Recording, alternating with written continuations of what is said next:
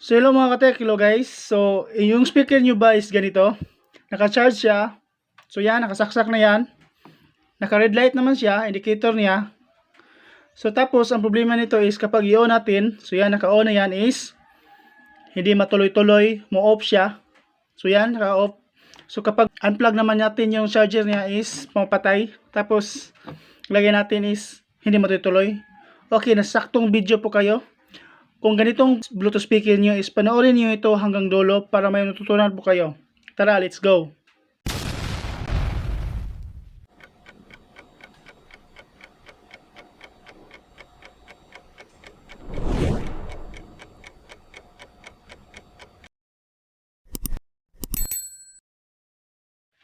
So yan guys, ibuklasin natin ito muna kasi tanggalin yung cover natin. So yan, unplug natin. So yan. Kunin po natin to kung anong bang sira nito. So yan. Ganito mga sira mga guys. So yan mga katek. So ganitong sira guys. Katek, tuturuan po kayo kung ano ang kadalasang sira nito sa mga ganitong sitwasyon. At kung bago pa kayo sa kong channel guys, paki-subscribe naman and click notification bell para updated po kayo sa aking panibagong video. So yan. So yan guys oh. So yan katek. Napansin ko kagad. So ito naputol oh. Ito galing po ito sa battery. So ang problema nito mga katek, kapag ganitong hindi matuloy-tuloy, kadalasan sila nito is battery. Kahit hindi pa ito naputol, kahit may contact po ito is kapag hindi siya matuloy-tuloy, possible ang battery niya is discharge na, wala na siyang power. Kahit i-charge mo na, na-discharge talaga siya kasi sira na. Kailangan natin palitan. So ganito lang yan. So ito yun oh. Yan kadalasan masisira kapag ganyan. Kapag hindi naman mag-charge yung Bluetooth speaker nyo, ganito. Kapag i-charge nyo is walang indicator, hindi iilaw ito. Itong maliit na itong LED, ito yung sira. Ipapakita ko sa inyo saan yung sira is. Dalawa kasi ito eh. Marami na akong naka-repair ng mga ganito. So ito yung sira eh. Pakita ko sa inyo yung isa yung nire-repair ko. Wait lang. So yan. Bali dalawa ito. Ito at saka ito. Ito yung sira. Yan. Tinatanggal natin. Ito yung sira. Tinatanggal natin. Yung isa. Bali, dalawa kasi yung may-ari nito. Kapareha lang yung mukha pero iba-iba yung brand. So yan. Ito yung sira. Paano ba ito ito-trouble? Nakapadali lang ito. Napakadali lang ito ito-trouble. So, just subscribe my YouTube channel para meron po akong kung paano ito trouble. Itong ganitong IC mga katek guys, ito yung maliit. Ito maliit na ito galing dyan. Is hindi kayo makabili ng kahit saan. So gagamitan natin ng pinagbabawal na technique. So okay naman, gamitan lang yun. Yung input niya and output niya is lagyan na lang diode. So yan lang, napaka easy yan. So marami kasing nagtatanong sa atin kung paano. Mahirap talaga ganito kasi disposable na kasi ito. So sabi ng may-ari, sayang naman. So yan, gagamitan natin kung paano natin masosolve yung mga Bluetooth speaker ng ganito. So yan, ito yun oh. Ito yung isa. So ito yun oh. Bali dalawa na sila oh. So yan oh. So yan, bali ibang-ibang brand lang pero kamukha talaga. Pareha lang silang mukha oh. Pero ang brand lang niya is kaiba. So yan. So lahat kaparehas, pati laman. Ito laman niya. At itong laman niya. Kapareha. So yan. Ito hindi pa natapos to. Ito lang na natin. So yan. Ang gawin natin to guys sa mga katek is baklasin natin dito itong portion na to para malalaman natin kung ano ba talaga yung dahilan bakit ito. So yan parang kinagat ng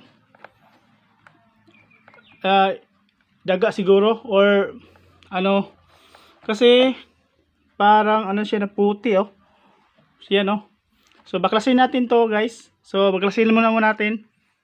So yan. So baklasin muna natin to. Sa mga ganitong Bluetooth speaker mga katek. So guys, so alam na niyo kung anong kadalasan sira. So napakadali kasi ito Ito kasi yung basic na ginagamit ng mga tao ngayon. Lalo na sa ngayon is mahirap mahal yung power amp or amplifier na set. So ito lang, napakalakas ng tunog nito. Pero okay na okay. So ang kadalasan masisira nito is yung IC niya papuntang charger or dito. Kung minsan ito lang nalulos ito yung port niya sa charger, natanggal. So napakadaling palitan nito kung meron po kayong mga heater gun. So yan, hot air gun. So yan, napakadali kasi ang liit-liit ng mga pisa nito.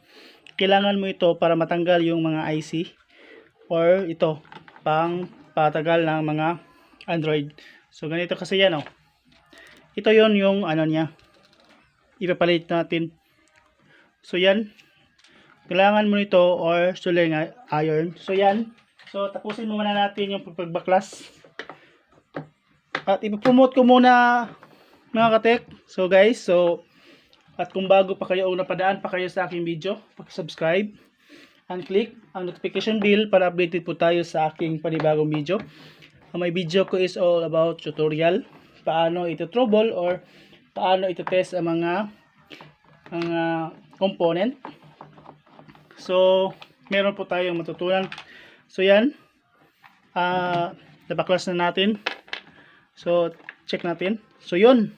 So yan guys So yan mga katek, pansin nyo, sinsya na medyo makalat kasi maraming amplifier pa, meron pa akong amplifier na inaayos. So yung makalat kasi dito sa sing shop. So yan ito, naputi pa doon papunta dito. So pati dito naputi na din. So talagang kinagat ito. Tapos ang amoy niya is amoy dumi. Or dumi ng ang dumi ng kanang putiki siguro or daga. So yan. So kung meron pa kayong mga ganito, minsan-minsan baklasin natin at kailangan linisin natin kasi napugaran po ito ng mga daga or minsan yung maliliit na mga insect, so mga butiki. So kailangan natin linisan kasi may naka-trouble na talagang speaker niya is kinakain. So hapit lahat ng cone niya is na muntika na naubos. So kailangan natin ipa-sound check talaga o ipatugtog minsan. So ito mga katek, very easy ito madali naman itong trouble. So ang gawin lang natin is tugtungin natin yung napuputol. Pero kung ang Bluetooth speaker nyo is ganito, ayaw magcha-charge, lagyan lang nito. Ito yung IC sinasabi ko kanina. Ito yung sira, yung isang Bluetooth speaker na inaayos natin. So ito, papunta kasi itong speaker, papunta itong battery. Kapag masisira ito is hindi na siya mag-charge at hindi talaga siya mag-supply. So naka-in kasi siya dito tapos out. So kung may kayo, tanggalin nyo lang nito at i-jump lang, lagyan lang diode. So yan. So ito, tanggalin lang natin. Wait. So yan. So ganito kasi marami ng mga Bluetooth speaker na mga ganito. So yan. So ganito, idugtong lang natin to dito sa positive niya. Try natin ha kung battery talaga, kasi kahit hindi pa to naputol or dead bat na, kapag i-on natin o isaksak natin, kadalasan kapag masasaksak na siya at i-on natin is ayaw matuloy-tuloy, minsan yung battery patay na. So ito, i-test natin, idugtong natin yung positive niya. So, try lang natin. So yan, i-on natin. The Bluetooth device is ready to pair. So yan, ang ibig sabihin, battery lang na puti. So ganito oh, na-loss kasi yan, naka-error oh. Kasi meron pang ibang sira nito. So ito oh, naputi na rin oh. Meron kasi itong natanggal na rin isa. So yan oh. Idugtong natin yon. Bakasin natin to lahat. Kasi nasa loob ang dugtungan nito. So tara. So ipa-post forward muna natin to mga katek. At para makita nyo kung talagang problema nito. So yan.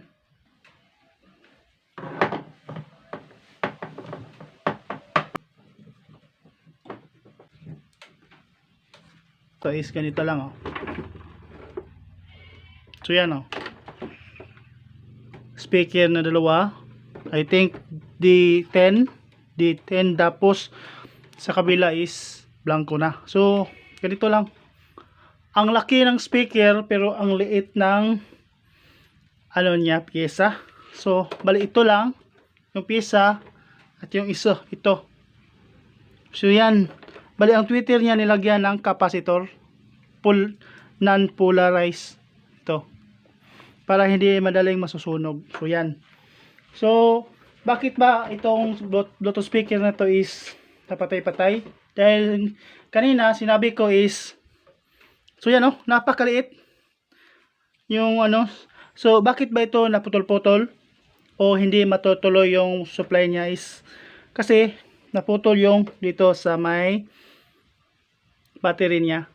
Kadalasan kasi battery talaga ang sira kapag hindi siya makasa-charge naman siya pero hindi siya matuloy-tuloy kasi wala siyang voltahe na papasok, or maka-on man siya, pa-volume naman volume naman ng malakas papatay siya dahil sa battery din. Kapag volume up mo talaga, pamatay siya. So yun. At ito rin oh, kinagat siya dito supply. Dugtungin natin to dito sa battery at dito papunta dito. Kinain oh, naputol oh. Tapos ito kinain oh, kinagat. So yan oh. So idudugtong natin to.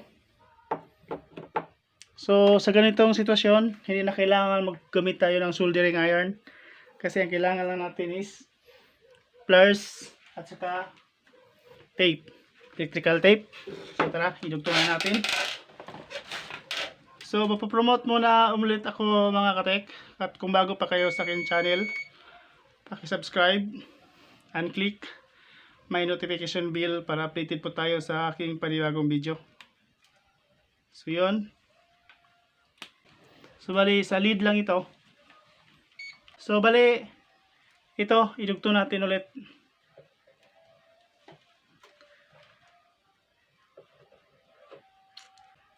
Oh, so ganito oh. Dali ito maputol. So careful po tayo sa pag balik nito kasi madali siyang naputol. Kasi ang ano niya, ang wire niya is napakanipis. Gamit po tayo ng ganito.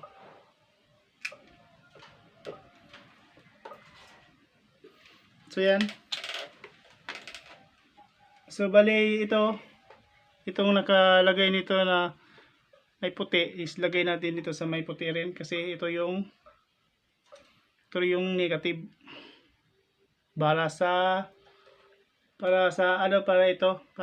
ilaw. sa pag ano natin dugtong natin is kailangan natin ano. So ang ginagamit ko is Western Union para makapit talaga.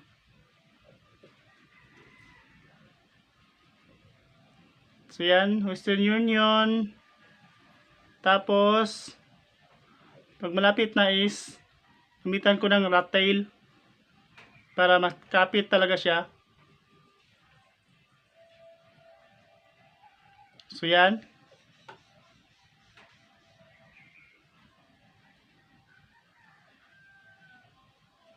So yan, kapit na kapit. So wala po tayong soldering iron kasi nasisira. Imagine, ang soldering iron ko is 4, lahat sila.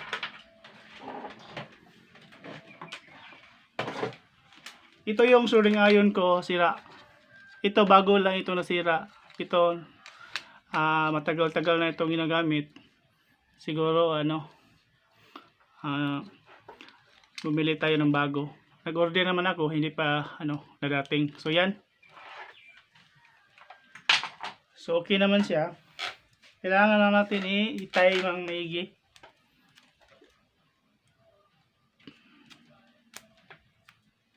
Maliit lang siguro kay pag hindi natin ito lagyan ng soldering lead kasi nasira yung soldering iron natin. So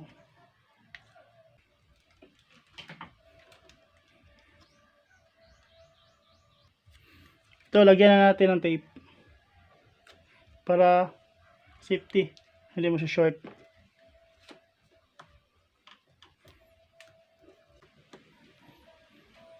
So yan, i-test natin ulit. So yun natin. So bali, sasaksa natin to para hindi siya may error. Bago natin ikabit ulit sa kaha niya is kailangan natin i-test kasi ang dami screw natin tinanggal dito. So yun natin. The Bluetooth device is ready to pair. So yun, napansin nyo, umiilaw na. Umiilaw sa ibaba o sa itaas. Tapos yung indicator niya dito, yung lead niya dito is naka-bluetooth na siya. Kanina is mag-i-error siya. May error. At kusa siyang nalalabas na kung ano-ano. So tapos maging error. So ito hindi na siya. So ibig sabihin go na siya. So ito ibabalik natin sa kaha. Tara, ibabalik natin.